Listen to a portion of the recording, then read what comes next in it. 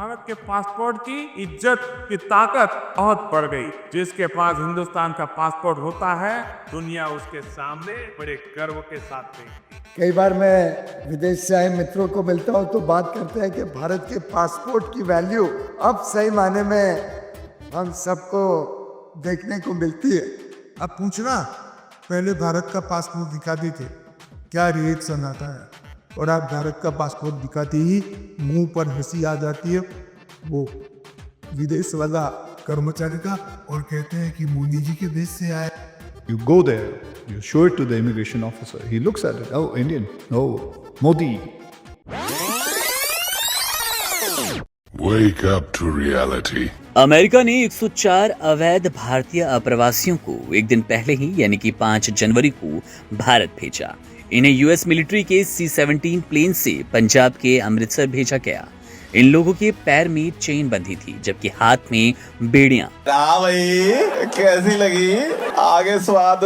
हमें कभी कभी ये चीज समझ में नहीं आती कि सरकार की क्षमता ज्यादा है आपको टोपी पहनाने की, झूठ बोलने की, बड़े बड़े वाहियात सपने दिखाने की, या फिर आज हमारे देश की जनता उसकी इतनी बुरी हालत हो चुकी है, वो दिमाग से इतनी पैदल हो चुकी है कि उसको ना ये जुमले दिखाई देते हैं ना सुनाई देते हैं। समझना तो बहुत दूर की बात है। अभी तो हमारा देश सर नंबर 1 पर है, विश्व गुरु हम बनने जा रहे हैं। जब से मोदी आए हैं ना, तब से जाके अब विश्व में देखो क्या हालत है। जितना हिंदुस्तान के लिए काम कर दिया ना, वर्ल्ड के अंदर जो नाम बज रहा है वो मोदी जी की देन है। उन्होंने हमारे देश के लिए जो किया है, हमारा देश जो माना जाता है, जाना जाता है, लोग जानते हैं भाई, बाहर के देश वाले लोग जानते हैं। अमेरिका क्या कहता था, क्या हो तुम, आज हम कहते तू क्या है बे? देश का कर्जा पहले बहुत था, कांग्रेस के राज में अब कम हो गया। कांग्रेस के राज में कितना था कर्जा?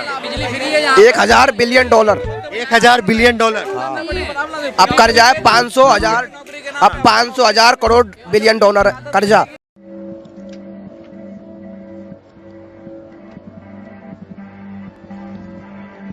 सिंपल भाषा में कहें, सरकार को शर्म आती नहीं, और जो आम जनता है वो बनी बैठी है शुतुरमुर्ग, रेत में अपना सर दबाकर बैठी है और सोच रही है सब चंगासी। हम भी फकीर, हम भी फकीर। चलो आज भारत की विदेशों में डंका बजने की बात करते हैं।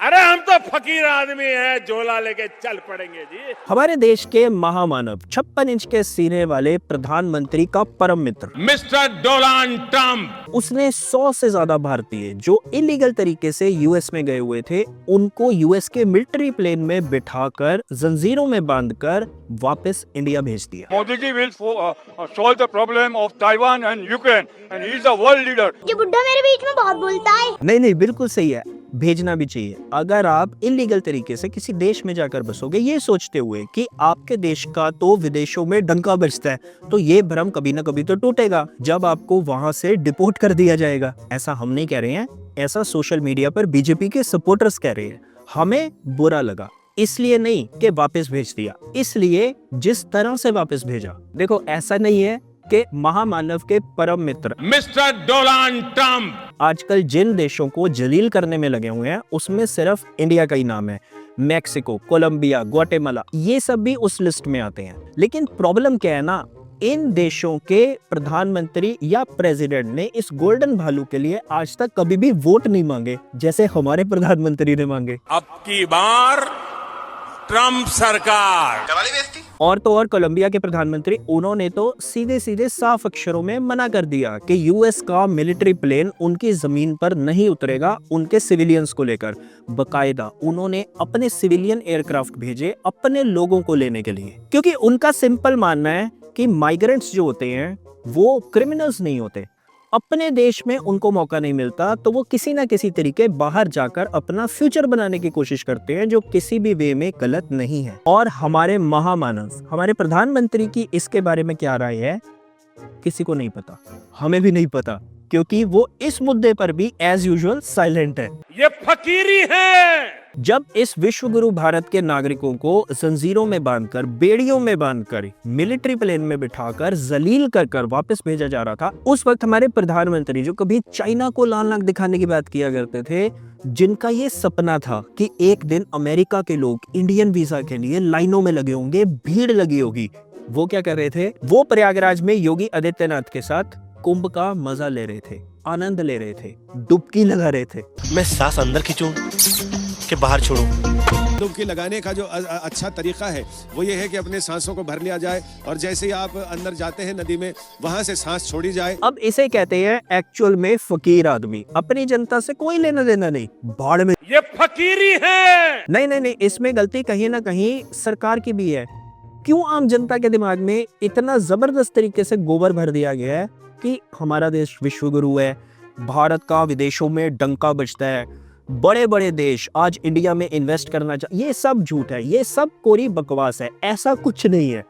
एक देश से फाइटर जेट्स खरीदकर, वो भी उस टाइम की डील के चलते जो कांग्रेस के टाइम पर हुई थी, उसको पूरा करके काट छांट करके बड़ा छोटा करके उस डील के थ्रू 4 आपने फाइटर जेट्स खरीद लिए और अपने आप को विश्वगुरु बताने लगे हुए हो। जबकि जो देश उन प्लेन्स को बनाता है, उन फाइटर जेट्स को बनाता है, वो खुद ऐसे दावे नहीं करता। रुपया आपसे संभल नहीं रहा है, 87 के पार पहुंच चुका है, नौकरियां आपके पास है नहीं, जीडीपी का आपने बेड़ा गर्क कर रखा है, मैन्युफैक्चरिंग सेक्टर उसकी वॉट लगी हुई है, और कहा क्या जा रहा है, भारत का विदेशों में डंका बज रहा है। ये मजबूर हैं पर आप नहीं। सिंपल भाषा में अमेरिका ने चैट जीपीटी बनाया, जिसको टक्कर देने के लिए चाइना ने डीप सीक बना दिया, और हमने क्या आइटम बनाई, ये होने के तो में कुछ भी हो सकता है। वैसे तो अभी जो जैसे धर्म के हिसाब से जो मैंने डिसाइड किया है कल की बताओ, आज हमारे प्रधानमंत्री के देखा देखी हर शुतुरमुर्ग अपने आप को भगवान बताने लगा हुआ है। यही होता है, सही कहा है किसी ने, जैसा राजा वैसी प्रजा। ये कैन डू जनरेशन है। एनीवेज, वापस आते हैं डंके पर। अब ये फुटेज अमृतसर एयरपोर्ट की है, जहां पर अमेरिका का प्लेन लैंड हुआ था। पूरा बंदोबस्त था सरकार की तरफ से। अपने लोग जो वापस आए हैं उनको रिसीव करने का नहीं, बल्कि इस चीज का कि मीडिया किसी भी तरीके से इन लोगों तक पहुंच न सके, इनका इंटरव्यू न ले सके। नहीं, हम भी समझते हैं किसी ना किसी लेवल पर तो सरकार को भी शर्म आती है, क्योंकि जो राग पिछले 10 साल से अलापा जा रहा है, 56 इंच का सीना, 56 इंच का सीना, और जब बारी आई 56 इंच का सीना दिखाने की, वो किसने दिखाया, कोलंबिया के प्रधानमंत्री ने। कोलंबियन सरकार ने अपने लोगों को आम सिविलियन प्लेन से वापस बुलाया, और जब कोलंबियंस प्लेन से उतर रहे थे, उनके फेस के ऊपर मास्क थे और उनके हाथों में कोई हथकड़ी नहीं थी। हमें दुख है कि हमारे प्रधानमंत्री ने इस तरह की हिम्मत नहीं दिखाई, इस तरह से लाख नहीं दिखाई। चाइना को छोड़ो, अमेरिका को ही दिखा देता, नहीं दिखाई, जबकि उसके पास मौका था। शायद हमारी तपस्या में ही कोई कमी रही होगी। और तो और हमारे देश के फॉरेन मिनिस्टर, उनका क्या कहना है वो भी सुन लो। Honorable members would be aware that the process of deportation is not a new one. I repeat, not a new one, and has been ongoing for several years. मतलब इनका कहना है कि ये जो प्रथा है ये बहुत पहले से चलती आ रही है, और ये एक्चुअल में एक तरीका है जो लोग डिपोर्ट किए जाते हैं उनको वापस भेजने का।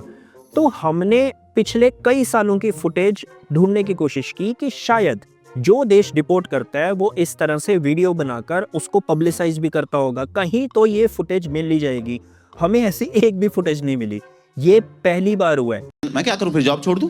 इनफैक्ट हमारी सरकार की तो ये हालत है कि जब अमेरिका ने टैरिफ बढ़ाने की बात करी, इनफैक्ट कुछ देशों के ऊपर टैरिफ बढ़ा भी दिया, तो हमारे देश ने हार्ले डेविडसन बाइक के ऊपर, हार्ले डेविडसन के इंजन्स के ऊपर इंपोर्ट ड्यूटी कम कर दी। नहीं समझे?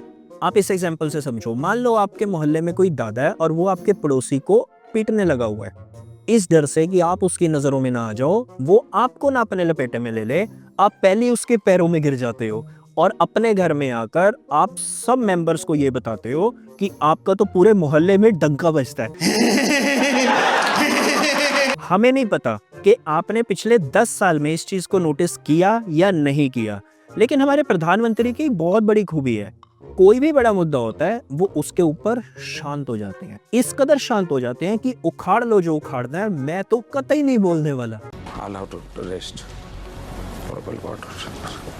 मणिपुर का मुद्दा, जॉब्स का मुद्दा, रुपए के गिरने का मुद्दा, एफडीआईज के कम होने का मुद्दा, ये मुद्दा जिस पर हम अभी वीडियो बना रहे हैं, ऐसे कितने मुद्दे हैं। हम आपको चैलेंज के साथ कह सकते हैं, आप हमारे प्रधानमंत्री से एक शब्द भी बुलवा कर दिखा दो। और तो और हमारे देश का मीडिया वो किस कदर अपनी सरकार को डिफेंड करने में लगा हुआ है, उसका भी एग्जाम्पल देख लो।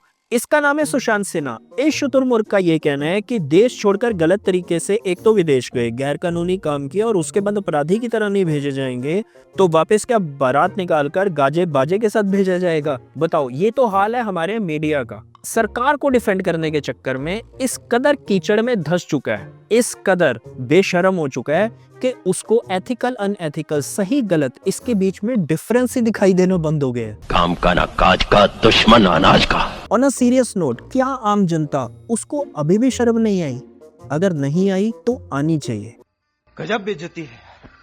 अब इनफैक्ट आम जनता को ये चीज समझ जानी चाहिए कि पिछले 10 साल से सरकार ने आम जनता को एक बबल के अंदर रखा है, जिसके अंदर आप विश्वगुरु हो, आपका भारत का विदेशों में डंका बजता है, मतलब ऑल इन ऑल सब कुछ अच्छा है।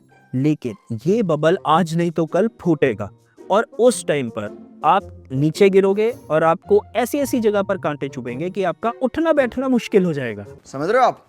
समझ रहे हो? आपको याद होगा रशिया और यूक्रेन की जब वॉर हुई थी, स्टार्ट हुई थी, उस टाइम पर जब हमारे लोगों को यूक्रेन से लाया गया था तो किस तरह की चीजें आपके दिमाग में भरी गई थी, किस तरह का गोबर आपके दिमाग में भरा गया था।